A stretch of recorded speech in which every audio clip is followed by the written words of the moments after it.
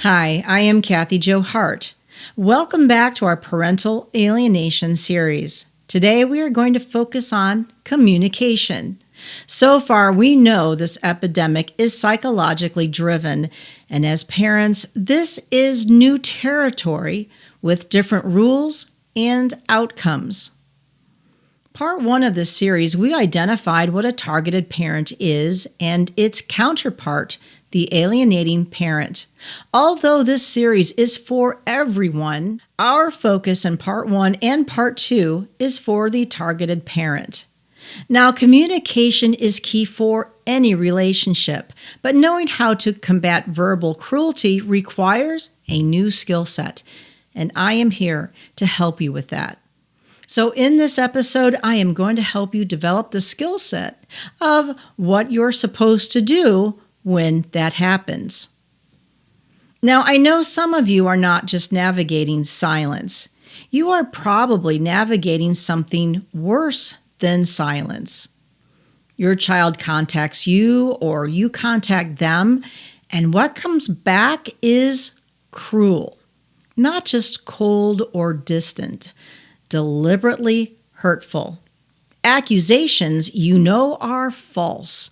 Language that is designed to do nothing more than to wound you. A kind of contempt that does not belong in any relationship, especially one between a parent and their child. Now, before I give you language, I want to give you context. Because if you understand why this happens, you will stop taking it personally as a verdict on who you are. Dr. Joshua Coleman describes this dynamic specifically. The adult child in an alienated state is carrying something they cannot fully acknowledge. They made a choice or had a choice made for them to reject a parent who loves them. That produces guilt and internal conflict they cannot sit with. So the guilt gets converted into contempt, into attack, into a righteousness that makes the rejection feel justified. The cruelty is not a judgment of your worth. It is a symptom of their unresolved internal conflict being discharged in your direction. This does not make it acceptable, but it changes what your job is in the interaction. As tempting as it is, your job is not to defend yourself. Your job is not to become a useful target. The most common mistake parents make when attacked is what therapists call the JADE trap. JADE stands for justifying, arguing, defending, explaining. You know what this looks like.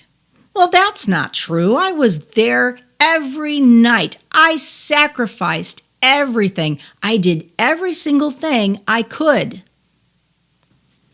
The impulse is completely natural. Someone has said something false about you and you want to correct the record. But here's the problem with that. The moment you mount a defense, you have accepted that the attack is a legitimate charge requiring a response. You have stepped into their courtroom, a trial of accusations. And in that position, every piece of evidence you offer, every memory you cite, every correction you make, it gets read as proof that you are either guilty of something or you are trying to gaslight them. JADE never works in this context. It escalates it, it exhausts you, and it gives the interaction exactly the emotional charge it was designed to produce.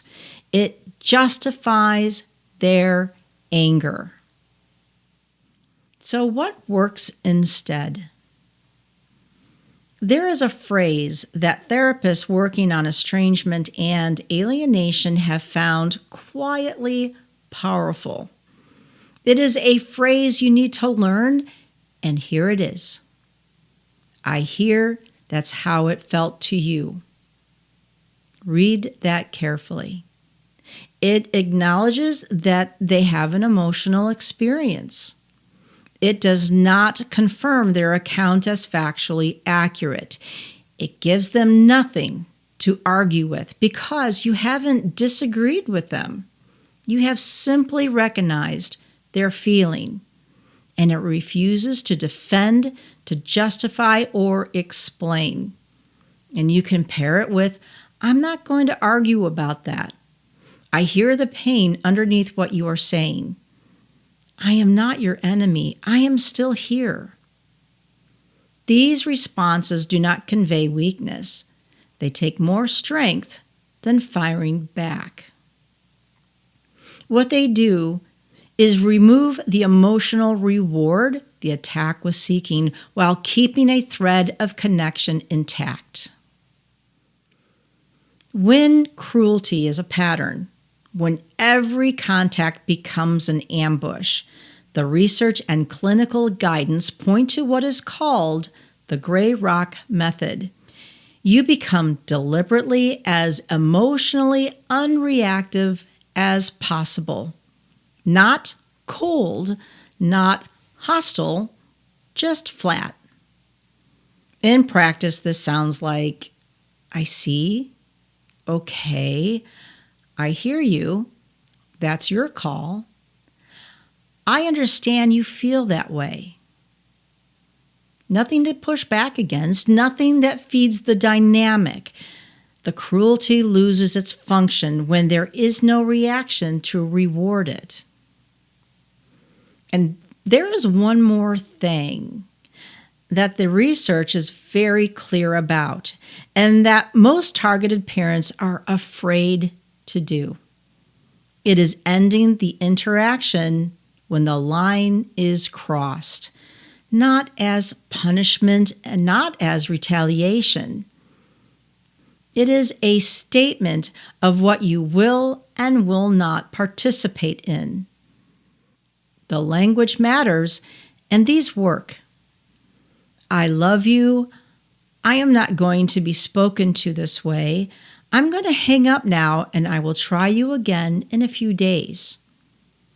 I want to talk with you, but not like this. I'm going to step away, and I will reach out again when things are calmer. And when you are ready to talk, I will be here. Notice that each of those contain no anger, no ultimatum framing, no guilt, and a clear statement that you intend to return. Now that last part, it is not optional, because without it, ending the call becomes abandonment in their mind, which is exactly what the narrative about you says you do. With it, you are doing something different. You are someone who holds a limit and also stays. Consistency is everything here. If you say you will hang up when the cruelty starts and then you don't, if you stay on the line absorbing it, hoping it will stop, which it won't stop, you teach them that the limit does not exist. Every time you follow through, you become someone whose word means something. And that matters far beyond this conversation. And one more thing. After a sadistic interaction, do not call back the same day to repair it. Let a day or 2 or 3 pass. Space signals emotional regulation and not rejection. Write what you wanted to say in a document you never send, and find someone who understands this dynamic, either a therapist or a peer support group, and let them hold the weight of what you just absorbed. Whatever you do, Do not go to that friend who will tell you to, oh, just cut them off forever. Now, this may feel good at the moment, but one you will regret down the road. You need someone who understands the full picture. When communication is limited or is silent, there is another way reconnection happens. Amy Baker's research on adults who reconciled with targeted parents found that reconnection almost always had a specific trigger. Not a gradual softening, but a moment or a period that disrupted the status quo and created an opening. She identified 11 recurring catalysts. Let me walk you through the ones that appear most consistently. The alienating parent turned on the child. Now, this is the most common. When the adult child experienced the same controlling or punishing behavior from the alienating parent that was used against you, when they became the target themselves, the distorted lens they'd been handed started to crack. The narrative shifted from my other parent was the problem to something more complicated. Or the adult child became a parent. Parenthood has a way of making estrangement viscerally real in a new direction. When your child holds their own baby, something shifts. The idea of being cut off from her child for any reason becomes unthinkable in a way it wasn't before. Many reconnections happen in the months following the birth of a grandchild. Or the adult child experienced alienation themselves when they went through a painful estrangement from their own child, or when a partner attempted to isolate them from relationships. They had a framework for the first time to understand what happened to you. It can be an illness or death, the urgency of a terminal diagnosis, yours or theirs or someone else's in the family. It disrupts the long game of estrangement. People reconcile at bedsides who wouldn't have reconciled any other way. Or discovering the alienating parent had been dishonest.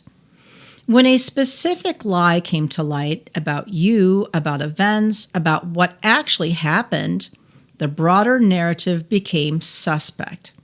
Baker found this was often the first crack in a wall that had seemed permanent. It's seeing the alienating parent mistreat someone else. When the adult child witnessed the alienating parent's behavior directed at a new partner, a sibling, or their own grandchildren, they had a direct evidence, not filtered through your testimony, but evidence of who that person actually is. It's maturation, simply growing up, gaining life experience, developing adult perspectives. This one works slowly and without a specific trigger, but it is real. The 25-year-old who cut you off and the 40-year-old that person becomes are often very different people. It could be extended family interventions. When an aunt, an uncle, cousin, or grandparent, when they maintained a warm relationship with the adult child over the years and modeled a different narrative about who you are, this sometimes created the condition for the child to look again with different eyes. It could be therapy, with a significant caveat. When the adult child entered therapy with a clinician who was actually trained to recognize alienation dynamics, therapy could become a catalyst for reconnection. I'll say more about this in our next episode because the caveat is important. What these catalysts have in common: is that they are largely outside your control. You cannot manufacture most of them. What you can do is remain the kind of presence, stable, available, not consumed by bitterness, that makes return possible when a catalyst appears. The timeline is not yours to manage, but the conditions and how you communicate are. Now we are at the end of our show, and I encourage you to leave a comment about where you are on your journey, or feel free to ask questions. Now, as we have learned, communication can be very difficult, and self-control is important when engaging with an adult child whose anger and contempt are targeted towards you. Remember, the goal is to be calm and emotionally unreactive, and staying psychologically healthy matters, not just for you, but strategically. The targeted parent who has done their own work, who isn't consumed by bitterness, who has rebuilt something in their life, now that parent is far more equipped to receive a child when they eventually reach out. And the reaching out tends to happen at unexpected moments, quickly, without warning, and you want to be ready. And until next time, may the Lord bless you and continue to guide you on your healing journey. Amen.